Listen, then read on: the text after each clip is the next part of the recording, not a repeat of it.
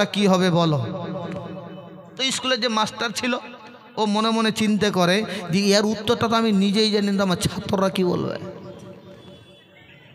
এর উত্তর আমি নিজেই জানি না, তো ছাত্ররা কি বলবে। ইয়া আইয়ুহাল্লাযীনা আমানু কু আনফুসাকুম ওয়া আহলিকুম নার, হে ঈমানদারগণ সর্বপ্রথম তোরা নিজে বাঁচো, নিজের ছেলে মেয়েগুলোকে বাঁচাও জাহান্নামের আগুন থেকে। তো বাপ তো নিজেই বাঁচে না, তো বেটাকে কিভাবে বাঁচাবে?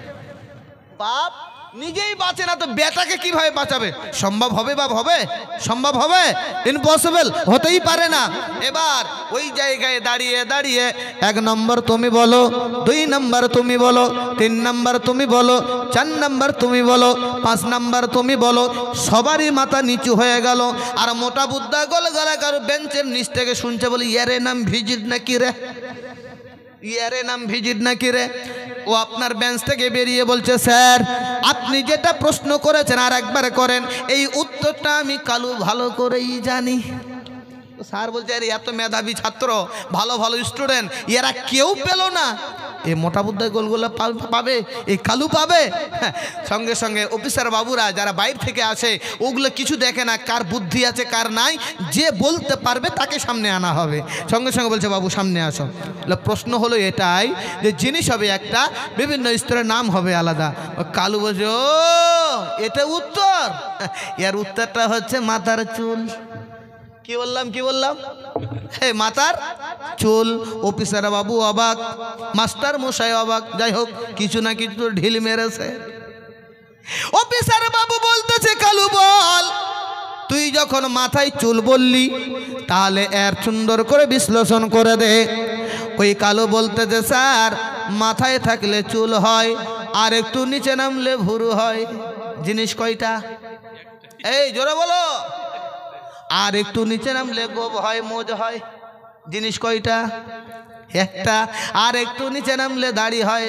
মাস্টার মশাই বলছে, কালু চুপ কর, চুপ কর বেটা, চুপ কর। বলে, কেন স্যার? আমি তো একটা একটা করে বর্ণনা দিতেছি। ওই মাস্টার মশাই দাঁড়িয়ে বলেছিল, বেটা কালু রে, তোর কথা তো মিথ্যা নয়, তবে যতদূর পর্যন্ত বলেছিস ভদ্র সমাজে এখনো বলা যাবে, আর একটু যদি নিচে নেমে যাস ভদ্র সমাজে আর বলা যাবে না। দুর্লভপুর প্রাইমারি স্কুলের কোনো মান সম্মান থাকবে না, মান সম্মান ধুলিস্যাৎ হয়ে মিটে চলে যাবে। রাইটার বুঝিয়েছে, শোনো, এখনকার ছেলে মেয়েরা যে পজিশনে চলে গিয়েছ, কিছু মুসলমান যে পর্যায়ে পৌঁছে গিয়েছ, এখনো তোমরা যদি রুখে না দাঁড়াও, এখনো তোমরা যদি মানুষের মতো মানুষ না হও, তাহলে মনে রাখবে, জেনে রাখবে, তুমি নেক্সট টাইমে মুসলমান ঘরের ছেলে মেয়ে বলে পরিচয় দেওয়াটা সম্ভব হবে না। আলিম ওলামা তোমাকে বেঈমান বলে ঘোষণা করবে, তোমাকে কাফের বলে ঘোষণা করবে। কথাটি বলার উদ্দেশ্য হচ্ছে এটাই, এখনো অভিভাবকরা সজাগ হয়ে যান, এখনো নিজের ছেলে মেয়েগুলোকে জাহান্নাম থেকে বাঁচান, এখনো নিজের ছেলে মেয়েগুলোকে শরীয়তের পথে নিয়ে চলে আসেন। জীবনে যদি কোনো দুঃখ হয় আল্লাহর কোরআনকে খুলে দেখেন, আল্লাহর কোরআন যতবার বেশি বেশি করে পড়বেন ততই আপনার বলা হয়েছে আপনার নেকি পাবেন, মনের জ্বালা আপনার দূর হয়ে যাবে। সব সমস্যার সমাধান দিতে পারে আল কোরআন, কিন্তু বর্তমান সমাজে সেই কোরআন থেকে আলাদা, সেই শিক্ষা থেকে আলাদা।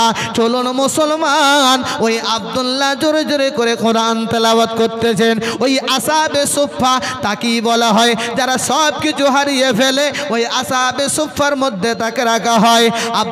আপনার আব্দুল্লাহ আসহাবের সুফফার মধ্যে রয়েছে।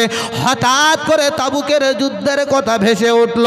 ওই জায়গায় নবী মুস্তাফা নিজেই বলল, শোনো গো শোনো, এই আমার সাহাবায়ে কিরামরা, তোমাদের কাছে কার কাছে কি আছে খুব তাড়াতাড়ি করে নিয়ে আসো। সাহাবায়ে কিরামরা একের পর এক সব নিয়ে এসেছে, কারণ তাবুকের যুদ্ধের ঘোষণা হয়ে গিয়েছে। ওই আব্দুল্লাহ চোখের পানি ছেড়ে দিয়ে আমার রাসূলুল্লাহর দরবারে হাজির হয়ে বলেছিল, আসসালাতু ওয়াসসালামু আলাইকা ইয়া রাসূলুল্লাহ, আসসালাতু ওয়াসসালামু আলাইকা ইয়া হাবিবাল্লাহ। ও গো নবীজি, আপনি হচ্ছেন রহমাতুল রহমাতুল লিল আলামিন। আপনার রহমতের হাত যদি আপনি একবার উঠিয়ে নেন, ওই হাত আমার আল্লাহ কখনো ফিরিয়ে দেন না। আপনার রহমাতুল লিল আলামিনের হাতকে, দোয়াকে আমার আল্লাহ কবুল করে। তবে আমি আব্দুল্লাহ, আমি তো সব হারিয়ে ফেলেছি। ওগো নবীজি, আমি আব্দুল্লাহর কাছে তো কোনো দিরহাম নাই, আমি আব্দুল্লাহর কাছে তো কোনো সম্পদ নাই। তবে আজকে আপনি দোয়া করে দিন, এই তাবুকের যুদ্ধে যেন আমি শহীদ হয়ে যেতে পারি। এই কানার দলিরা, এখান থেকে একটা দলিল দিতে চাই। আমরা বলি নবী অদৃশ্য সংবাদদাতা, আমরা বলি নবী আমাদের ইলমে গায়েব জানেন। আমার আকা মুস্তাফা বলেছিল, আব্দুল্লাহ রে, তুমি এই তাবুকের যুদ্ধে শহীদ তো হবে বটে, তবে মারামারি করে শহীদ হবে না। তোমার শরীরে প্রচণ্ড জ্বর হবে, আর জ্বর অবস্থায় তুমি ইন্তেকাল করবে। এই জোরে বলুন সুবহানাল্লাহ। ঘুম লাগছে মনে হয় আপনাদেরকে, বোঝা যাচ্ছে ঘুম লাগছে না? তা আমি এতবার করে বললাম এই ফাঁকা জায়গাটা আপনাকে দেখবো আর বলবো, এত দূরে আছেন মানে জোশটা কমে যাচ্ছে, সামনে আসলে বড্ড ভালো লাগে। এই মুসলমান আব্বাজি আমার, এখান থেকে আমরা একটা বলে থাকি যে আমার নাবী মুস্তাফা অদৃশ্য সংবাদদাতা, আমার নাবী মুস্তাফা ইলমে গায়েব জানেন। যদি না জানতেন কেমন করে আমার নবী বললেন তোমার জ্বর হবে? হ্যাঁ হ্যাঁ মুসলমান, সেটাই হলো, জ্বর হয়ে গেল। আমার আকা মুস্তাফা সাল্লাল্লাহু তাআলা আলাইহি ওয়াসাল্লাম জবান দ্বারা যেটা বেরিয়ে যায় সেটাই হাদিস হয়ে যায়। জোরে বলবেন না সুবহানাল্লাহ।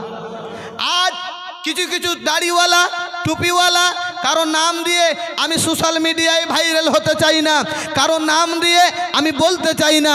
যারা আজকে বলে যে আজ আমার নবী মুস্তাফা ইলমে গায়েব জানে না, যারা আজকে বলে নবী মুস্তাফা হাজির নাজির থাকে না, যারা আজকে বলে নবী হচ্ছেন আমাদের মতো বড় ভাই, আমরা বলে থাকি আই কানার দল, নবী যেটা বলে সেটা হাদিস হয়ে যায়। তোমার জবান যখন চলে তখন সেটা তোমার মানুষের কাছে গালি হয়ে যায়। আমার রাসূলুল্লাহর জবান চললে সেটাই হাদিস হয়ে যায়। আমার রাসূলুল্লাহর ব্যাপারে তুমি বলতেছ, জানো আমার রাসূলুল্লাহ কে? বলে কে? বলে আমার রাসূলুল্লাহর মাথার চুল থেকে নিয়ে পায়ের তালু মোবারক পর্যন্ত পুরোটাই মুজিজা হয়ে এসেছে। চুলের বর্ণনা যখন বলা হয় আমরা বলে থাকি চুল মোবারক, যখন জবানের কথা বলা হয় বলি জবান মোবারক, যখন চেহারার কথা বলা হয় তখন বলি চেহারা মোবারক, যখন আপনার বলা হয় শরীরের কথা তো শরীর মোবারক, যখন বলা হয় পায়ের কথা তো পা মোবারক। অর্থাৎ সমস্ত মোবারক দিয়ে চাদর মোবারক, মোজ মোবারক, দাড়ি মোবারক। আমার আপনার আকা মুস্তাফা কেমন মোবারক, কেমন কেমন আমার আকা মুস্তাফা মুজিজাবান নবী। একবার তাকিয়ে দেখুন, একবার হাদিসটাকে নোট করুন। সবাই আপনারা জালসা শোনেন, সবাই আপনারা জীবনী শোনেন। আজকে আপনাদের এই জায়গায় আমার রাসূলুল্লাহর একটা কথা বলতে চাই, বিভিন্ন আলোচনার মাধ্যমে এই কথাটি মনে রাখবেন। 1,24,000 পয়গম্বর, মতান্তরে 2,24,000 পয়গম্বর রাসূল আপনার দুনিয়ার জমিনে আমার আল্লাহ পাক পাঠিয়েছেন, কিন্তু আমার রাসূলুল্লাহ সাল্লাল্লাহু তাআলা আলাইহি ওয়াসাল্লামকে সর্বশেষ পাঠিয়েছেন। তবে মনে রাখবেন, জেনে রাখবেন, আগের নবীদেরকে মুজিজা ধার্য করে দেওয়া হয়েছে, আর আমার রাসূলুল্লাহর মুজিজা আনলিমিটেড দেওয়া হয়েছে। জোরে বলুন সুবহানাল্লাহ। সুবহানাল্লাহ, সুবহান। আরো আসতে বলেন সুবহানাল্লাহ। আচ্ছা, কথাগুলো কি খুব জোরে হচ্ছে?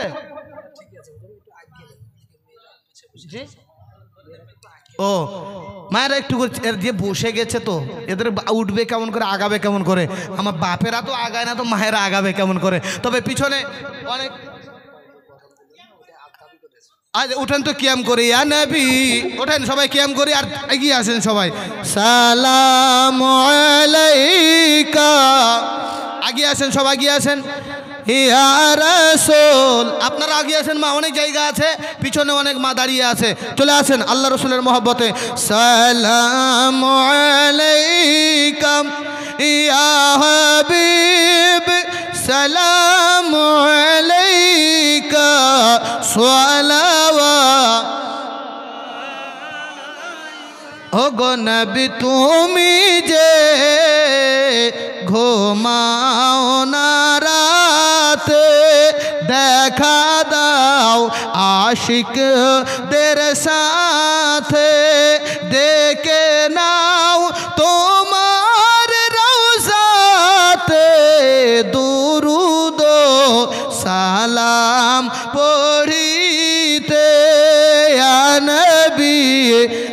গিয়েছেন বাবা গিয়েছেন। ইয়া রাসূল সালামু আলাইকা ইয়া হাবিব সালামু আলাইকা সালাওয়াতুল্লাহ আলাইকা সালাতু ওয়াসসালামু আলাইকা ইয়া রাসূলুল্লাহ। বসে যান সবাই নিজ জায়গা নিয়ে, এগিয়ে গিয়ে বসেন, কারণ আমার পরে পরে তো বক্তা এসে হাজির হয়ে যাবে।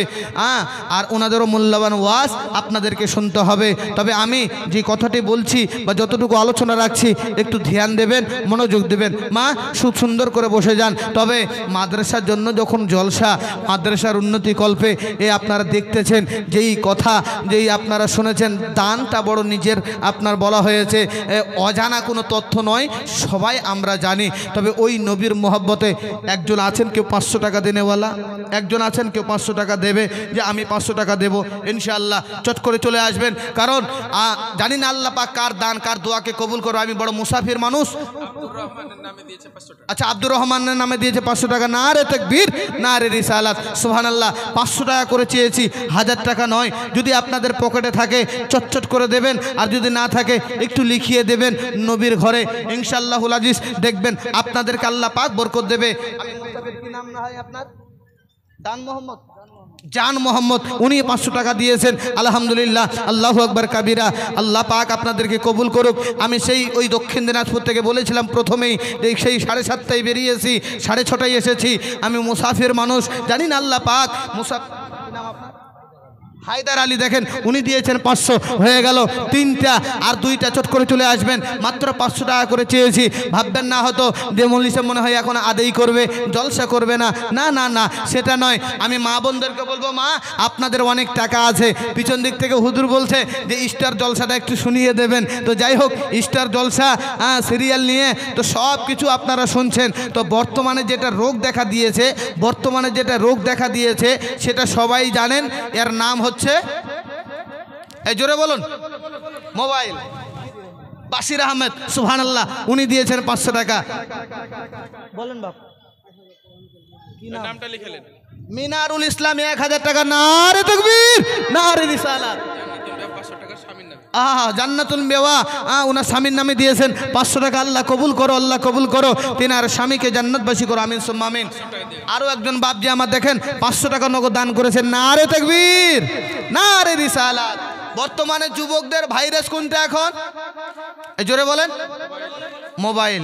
এই মোবাইল কারোর জন্য পৌষ মাস, কারোর জন্য সর্বনাশ। তো মোবাইল নিয়ে দুটো ছন্দ বলবো, কে কে শুনবেন না হাত দেখান তো। মাশাআল্লাহ, দেমাগ হাজির আছে, মানে এটা পরীক্ষা করার জন্য যে কে কে শুনবেন না হাত দেখান। তো আপনাদের এই এলাকার লোক বড় স্ট্রং, খুব জলসা শোনে খুব, মাশাআল্লাহ। একজন দিয়েছেন আরো 500 টাকা, সুবহানাল্লাহ। 200 টাকা, আরো একজন দিয়েছে 100 করে 200। আল্লাহ পাক কবুল করুক। দেখেন কত দানি আছে, অবশ্যই আপনারা নিয়ে আসবেন এই নবীর ঘরের জন্য, যে এই নবীর জন্য সব যে বিলিয়ে দিতে পারে, আপনাকে সব বিলিয়ে তো হবে না। সুবহানাল্লাহ। জি, মানোয়ারা বেওয়া দেখেন উনি 200 টাকা নগদ দান করেছেন। আল্লাহু আকবার কাবীরা। আল্লাহ, তুমি তাকিয়ে দেখো মাবুদ, আজ তোমার নবীর মহব্বতে এই ঘরকে নির্মাণ করার জন্য তোমার বান্দা বান্দিরা ছুটে এসে দান করে যায়। আল্লাহ, আমি তো সবার নাম জানি না, তুমি আলিমুল গায়ব। আল্লাহ, যে উদ্দেশ্যে যে নিয়তে দান করে আল্লাহ কবুল করো, আমিন সুম্মা আমিন। ও স্বামীর নামে দুজনাই দিয়েছেন, স্বামীর নামে 500 করে 1000 টাকা। নারে তাকবীর, নারে রিসালাত, আল্লাহু আকবার কাবীরা। আমি মোবাইল সম্বন্ধে দুটো ছন্দ বলছি, মাত্র 500 টাকা করে আবদার রেখেছি। চটচট করে আসবেন, আর একটু ছন্দর দিকে খেয়াল করবেন যে এখন দেখেন জলসা চলছে, কিছু ছেলে ফ্রি ফায়ার খেলছে, আছে না? আছে না? দেখবেন দাদু দাদির নামে 1000 টাকা। কি নাম? ইজাজ শেখ, দাদু দাদির নামে 1000 টাকা। নারে তাকবীর, নারে রিসালাত, আল্লাহু আকবার কাবীরা, আল্লাহু আকবার কাবীরা। আল্লাহ কবুল করো। আমি জানি আপনাদের এলাকার লোক বড় দানি, আর যদি দানি না হতো তাহলে এত বড় একটা নবীর ঘর তৈরি হতো না, মাদ্রাসা তৈরি হতো না। তবে আমি মুসাফির মানুষ হয়ে একটু চেয়েছিলাম, জানি না আল্লাহ পাক কার দান কার দোয়া কোন দিকে কবুল করে নিয়ে এই দানের বা ওসিলায় আল্লাহ পাক আমাদের নাজাত করে দেবে, বাড়িতে বরকত দান করে দেবে। তবে বলতেছি ইনশাআল্লাহুল আজিজ, আমি আপনি মিথ্যা হতে পারি, কিন্তু আমার নবীর হাদিস কখনো মিথ্যা হয় না। আমার রাসূলুল্লাহ বলেছেন, সুবহানাল্লাহ। কি নাম? বেনামি একজন দিয়েছেন 500 টাকা। আল্লাহু আকবার কাবীরা, সুবহানাল্লাহ। নারে তাকবীর, নারে রিসালাত, সুবহানাল্লাহ। আপনার ওনার নাম হচ্ছে রেজাউল, মায়ের জন্য দিয়েছেন 500 টাকা। নারে তাকবীর, নারে রিসালাত। ইনশাআল্লাহ দোয়া করে বিদায় নেব, ওয়াদা করলাম সকলের জন্য দোয়া করে, লাস্ট দোয়া করে ইনশাআল্লাহ বিদায় নেব। আল্লাহ পাক আপনার দানগুলোকে কবুল করুক। একবার হাত উঠিয়ে বলি ইয়া রাসূলুল্লাহ। আর যদি বাবা সম্ভব হয়ে থাকে একটু মাদ্রাসার জন্য আপনারা দানের হাতটা বাড়িয়ে দেবেন। আরো একজন তানবীর বাচ্চা ছেলে দেখেন 500 টাকা দান করেছেন। আল্লাহ নেক সন্তান বানিয়ে দাও। ওগো আল্লাহ, নবীর ঘরকে নির্মাণ করার জন্য দান করেছে। আল্লাহ এদের বালা মুসিবতকে দূর করে দাও, যারা কবরস্থ হয়ে গেছে জান্নাতবাসী করে দাও। হ্যাঁ মুসলমান, পাগল মন ওরে দম ফুরাইলে বুঝিবি কে আপন। রাশিদুল ভাই দিয়েছে 500। মাশাআল্লাহ, সুবহানাল্লাহ। আল্লাহ পাক আপনাদেরকে কবুল করুক। মাত্র একটা ছন্দ শুনে আমি মোবাইল নিয়ে আমি আপনাদেরকে শোনাই। আব্বাজি আমার, আমরা এখনো বুঝি না আমাদের আপনকে। যিনি আপন হবেন মা নয়, বাবা নয়, দাদি নয়, ভাবি নয়, যিনি আমাদের আপন হবে তিনি আছেন সোনার মদিনায়। কবরে আপন হবে, হাসরও আপন হবে। বলে কেমন আপন হবে? সাহাবায়ে কেরাম বলেছিলেন ইয়া রাসূলুল্লাহ, ইয়া হাবিবাল্লাহ, নবীজি পৃথিবীর জমিনে আপনার সঙ্গে যে মোহাব্বত, ভালোবাসা, প্রেম আমরা রেখেছি, ইয়া রাসূলুল্লাহ আপনি যখন আমাদের চোখের আড়াল হয়ে যাবেন আপনাকে আমরা কোথায় কোথায় খুঁজব? রাসূলুল্লাহ নুরি জবানে বলেছেন হাসরে দেখবে মিজানের কাছে। মিজানে যদি তোমরা না পাও পুলসেরাতে আসবে। পুলসেরাতে যদি না পাও হাউজে কাউসারে চলে যাবে। আমি নবী মুহাম্মদ কাউসারের পেয়ালা নিয়ে দাঁড়িয়ে থাকবো। আমার আশিকরা আসবে, আমার প্রেমিকরা আসবে, আমি নবী নিজেই কাউসারের পানি পান করাবো। জোরে বলুন না সুবহানাল্লাহ। পাগল মন রে দম ফুরাইলে বুঝিবি কে আপন। যারা তোমার ছিল আপন তারাই তোমায় করবে দাফন। তারাই আবার আনিবে কাফন। বাঁশের পালকে সাজাইয়া দিবে বিদায় করিয়া। শাহজাহান মন্ডল, সোনাতলা বাড়ি, উনি দিয়েছেন 500 টাকা। আল্লাহ পাক ওনার দানকে কবুল করুক। বাঁশের পালকে সাজাইয়া দিবে বিদায় করিয়া। আমার নবী বিনে কে হইবে আপন। পাগল মন রে দম ফুরাইলে বুঝিবি কে আপন। বলছিলাম বাবা বর্তমান সমাজকে নিয়ে এই যুবক তোমাদের জন্য আমি লাস্ট SMS-টা দিয়ে যাচ্ছি। যদি কথাটা বুঝতে পারো তাহলে আজকের কথা থেকে আমল করে নেবে। কাল কিয়ামতের ময়দানে তোমার ঠোঁটগুলোকে বন্ধ করে দেওয়া হবে, ঠোঁটগুলোকে সেলাই করে দেওয়া হবে, হাত তোমার কথা বলবে রে যুবক, ওই জায়গায় উপায় হবে না। বর্তমান যুগে এই যে দেখা যাচ্ছে এর নাম হচ্ছে মোবাইল। আচ্ছা বলুন তো এই মোবাইলটা এসে উপকার হয়েছে না ক্ষতি? এই জোরে বলেন। ক্ষতি বলাটাও ভুল, উপকার আছে ক্ষতি আছে। এই মোবাইল কারোর জন্য পৌষ মাস, কারোর জন্য যতটা সুবিধা আছে ততটা ফের অসুবিধা আছে। যারা ব্যবহার করে সুবিধার্থে তাদের জন্য ঠিক আছে, তাই কি না? অনেকে ওয়াজ শোনে, গজল শোনে, ভালো ভালো জিনিস দেখে, আবার অনেকে আছে ন্যাংটা মেয়ের নাচ দেখে, আছে না? এই কথা বলতে হবে কিন্তু, আছে তো। অনেকে যুবক আছে ফ্রি ফায়ার খেলে, মার কাট কাট ধর ধর ধর, আছে না? এইদিকে আছে নাকি? ফের এদিকে নাই না? সব আমার দিনাজপুরে আছে, এইদিকে সব আল্লাহর বলি, এদিকে একটাও নাই মনে হয়। শোনো যুবক, এই মার কাট কাট কাট ধর ধর করছো না, এই ঠোঁটটাকে আগে সেলাই করবে আল্লাহ কিয়ামতের ময়দানে। আমার কথাগুলো বিশ্বাস না হলে হুজুরের কাছে জিজ্ঞাসা করে নেবেন। মৌলানা নজরুল আজকে তো ওয়াজ করলো এদিক আর সেদিক, যদিও আমি পার্ট টু পার্ট ওয়াজ করি, তবে আমি কিছু দেব বলে আজকে আমি এদিক সেদিকে কয়েকটা জিনিস বোঝানোর চেষ্টা করছি। কারণ বর্তমানে যেটা দেখা দিচ্ছে, আজ এই মোবাইল নিয়ে বাড়ির ফ্যামিলি বলেন আর যুবকরা বলেন, ছোট ছোট বাচ্চারা বলেন, সব একবারে ধ্বংসের দিকে যাচ্ছে। বলে কেমন করে? বলে যুবকরা ফ্রি ফায়ার পাবজি না হলে সময় পার হয় না, আর ছোট ছোট বাচ্চারা কার্টুন না দেখলে খাবার খায় না। ঠিক আছে না? কার্টুন দেখছে। এক ছোট বাচ্চা এই হুজুরের কাছে নিয়ে গেছে, হুজুর ডোন্ট মাইন্ড করবেন না, এই হুজুরের কাছে নিয়ে গেছে। একটা মা বলছে, ওগো হুজুর, বাচ্চাটা কেন যে কান্না করছে, কি যে ব্যাপার, একটু কিছু বুঝতে পারেন, একটু ফুকিয়ে দেন না, দম করে দেন না। তো হুজুর সূরা ইয়াসিন, সূরা ফালাক, সূরা নাস, সূরা ফাতিহা, যত সূরা আছে প্যাঁ প্যাঁ প্যাঁ করে যাচ্ছে, বাচ্চা কান্না বন্ধ হয় না। হুজুর বলছে ব্যাপারটা কি রে? কোরআনের আয়াত তো কখনো মিথ্যা হয় না। মিথ্যে হয় কোরআনের আয়াত? মিথ্যে নয়, তো কান্না কেন বন্ধ হয় না? তো হুজুর লাস্টে মোবাইল পকেটে বের করে বলছে মোটু পাতলো। আরে যেমনই মোটু পাতলু বলা, যেই বাচ্চাটা কান্না করলো চোখ ছোট ছিল, বড় হয়ে গেল। তো হুজুর বলছে মা বাড়িতে নিয়ে যান। বলে কেন? বলে গোডাউনে ভালো ছিল না। কোথায় ছিল না ভালো? গোডাউনে, মানে পেটে। বলে বুঝতে পারলাম না মৌলভী সাহেব কি বলতে চাইছেন। আরে বুঝাতে চাইছি এটাই, আজ সূরা পড়ে কাজে দিচ্ছে না। পেটে যখন বাচ্চা ছিল মা সিরিয়াল দেখে ছাড়েনি। পেটে ছিল যখন বাচ্চা তখন মা ভিডিও টিকটক দেখা ছাড়েনি। পেটে যখন বাচ্চা ছিল তখন মা গান বাজনা দেখে দেখে আপনার সময় পার করেছিল। মা বেটা মনে করে অনুরোধ করে যায়, মা যদি জীবনকে ভালো করতে চাও, নেক সন্তান যদি পেতে চাও, বাচ্চা পেটে আসা মাত্রই তুমি আল্লাহ আল্লাহ রসুলের জিকির করো, নবীর প্রতি দরুদ পড়ো, আপনার কোরআন তেলাওয়াত করো। এখনো যদি কোনো মা পেটে বাচ্চা অবস্থায় দরুদ পড়ে আল্লাহর জিকির করে, ওই বাচ্চা নেক সন্তান হবেই হবেই হবে, এর মধ্যে কোনো সন্দেহ নাই নাই। এ মা একটা কথা বলে যাই, যখন আপনাদের কথা উঠলো, আপনাদের এই ইলম নিয়ে, এই শিক্ষা নিয়ে, নেক সন্তান নিয়ে একটু বুঝিয়ে দেই। অনেক মা বাবাদের একটা স্বপ্ন থাকে, বেটাকে আলিম করব, বেটাকে মুফতি করব, বেটাকে মাস্টার করব, বেটাকে প্রফেসর করব। থাকে কি থাকে না বাপ? থাকে তো। এক মিনিট খালি এটা বুঝিয়ে দিয়ে আমি মূল ওয়াজে চলে আসতেছি।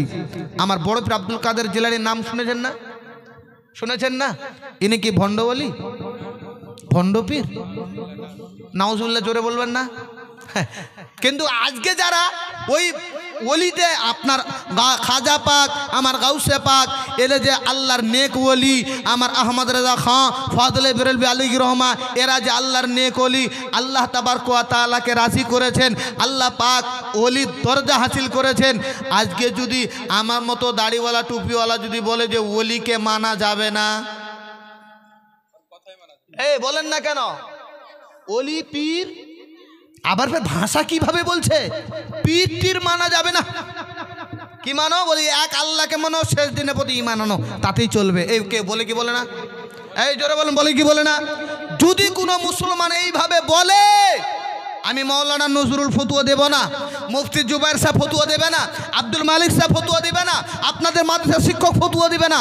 ফতুয়া আমার আল্লাহ দিয়ে দিয়েছে। জোরে বলুন সুবহানাল্লাহ। ফতুয়া কে দিয়েছেন?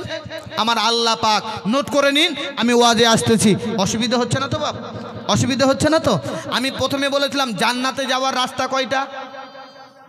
কয়টা? হ্যাঁ, আপনারা ছিলেন, আপনারা বলতে হবে জান্নাতে যাওয়ার রাস্তা চারটা।